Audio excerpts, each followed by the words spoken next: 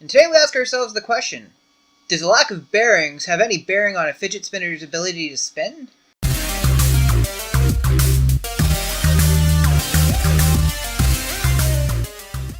For those of you interested in seeing how these prints look, stick around. I'm tossing the time-lapse at the end of the video. Hey everybody, James back here again with another cool 3D print. Now, fidget spinners are blowing up all over the place. They're a fun little toy.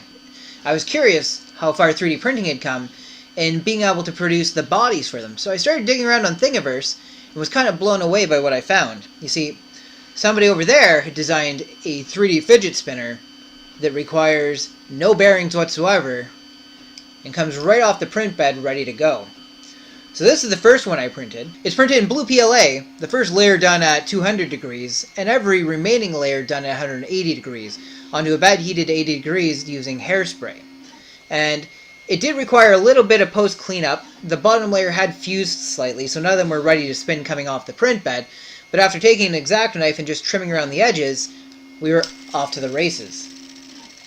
Now, this one here has been treated with a little bit of silicone lubrication in each of the bearings, and it's smoothed out the process a lot.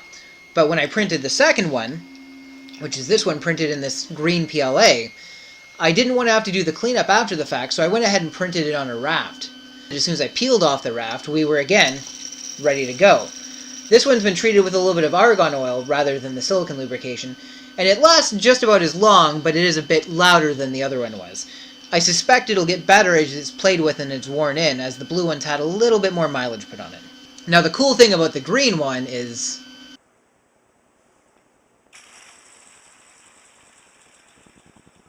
now, glow-in-the-dark filament is a little bit harder on your printer, so you're going to significantly lower the mileage on your nozzle by running it through, so I use it sparingly, but I couldn't pass up the opportunity to use it on something that would look so cool while glowing. So, my third demonstration, just so you guys know what you're getting into if you decide that you're going to make your own, is this pink one right here. Now, this pink one has had no cleanup or anything done to it whatsoever, and there's also been no lubrication applied to it. So this is just as it comes off the bed, and as you can hear, it's a pretty rough experience, and it's also significantly slower than the other ones. So when it comes down to it, unfortunately, traditional bearings can't be replaced by the 3D printing we're doing in here. Lubrication does help, but you're never going to be able to get one of these to spin the way a really good metal bearing one's going to spin. You're never going to get minutes and minutes of spinning out of it, and it's just by design. Number one, the weight is different, and number two, when you 3D print something, it creates ridges, as you know. There's all these little rough points, and those rough points are on the inside as well, so they're rubbing against each other, so there's all these different surfaces creating friction. So you can create something that's really cool and moves right off the print bed, which ends up being one of the things that impresses people most. I know for me, when I saw my first moving 3D printed parts coming right off the bed, I remember watching a Barnacules video where he printed a scissor jack, and that was the moment that I decided. I knew that I had to get a 3D printer. So yeah, you can print one of these toys. It's never going to last as well as the other one, but it's still a really good demonstration on how far 3D printing has come and what we can expect in the future as well. So if you like this video, go ahead and give me a thumbs up. If you haven't subscribed yet, you can do so down in the corner. I'd really love it if you did.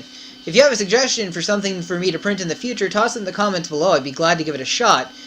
Special thanks to those of you on Reddit who have been helping me improve the quality of my videos. I think they get a little better each time, and hopefully sometime before the end of time, I'll have a decent quality.